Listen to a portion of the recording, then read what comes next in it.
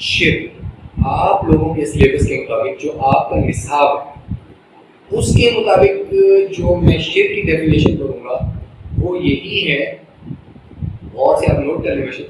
اللہ کی ذات، اللہ کی صفات، اللہ کی ربوبیت، اللہ کی الوہیت اور اللہ کے اسماء میں کسی کو شریک ٹھہرانا یا یہ گمان کر لینا کہ اگر اللہ سبحانہ و تعالی کرنا، جیسے ہم زبان عام میں آج کل ہم کہتے ہیں کرنا تو اللہ کی ذات میں ہے، لیکن اب یہ جو لیکن والا عنصر ہے یہ بھی شرک ہے۔ Again I am repeating my words, اللہ کی ذات، اللہ کی صفات، اللہ کی شان، اللہ کی ربوبیت، اللہ کی الوہیت میں، اللہ کے اسماء میں کسی کو شریک ٹھہرانا یا گمان کرنا یہ شرک ہے۔ اور شرک کے بارے میں اللہ سبحانہ و تعالی نے قرآن میں بارہا آیات ہیں، ان الشرک لظلم عظیم،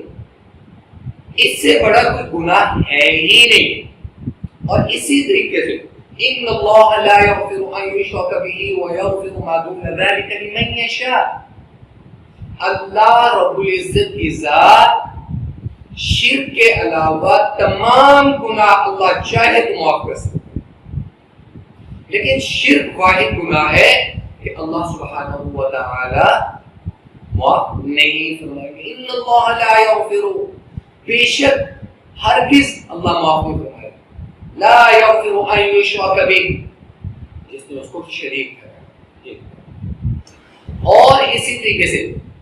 انہ من یشرک باللہ، جس نے اللہ کے ساتھ کسی کو شریک کرایا فقد حرم اللہ الجنہ، انہ من یشرک باللہ فقد حرم اللہ، جس نے اللہ کے ساتھ کسی کو شریک ٹھہرا دیا اس نے اپنے اوپر کیا کیا؟ حرم اللہ الجنہ، اپنے اوپر جنت حرام کر۔ ارباب علم و بصیرت، ہمارے معاشرے میں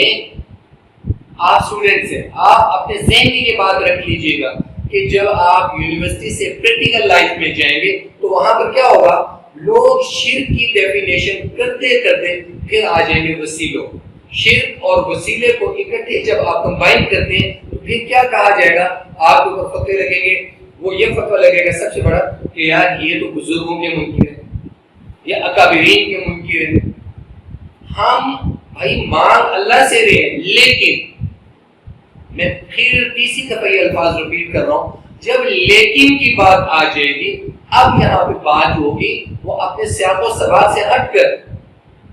بات ہٹ گئی، اب بات آ جائے گی کہ بھائی جیسے میں کہوں یار کرنا اللہ کی ذات نہیں ہے، مگر آپ اسباب کے حد تک فرشتوں سے، ملائکہ فرشتوں سے، نبیوں سے، رسولوں سے کسی سے مدد طلب نہیں کر سکتے، کسی سے مدد طلب نہیں کر سکتے۔ ایک اللہ کی ذات ہے، لہو ما فی السماوات و ما فی الارض، آسمان اور زمین ہر چیز اللہ سبحانہ و تعالی کے لیے ہے، تو مدد کس سے؟ اللہ سے۔ وما لکم من دون اللہ من ولی ولا نصیر، یہ قرآن نے کرائٹیریا دے دیا ہے کہ اللہ کے علاوہ کوئی اور مدد کرنے والا نہیں ہے، تو بات ختم۔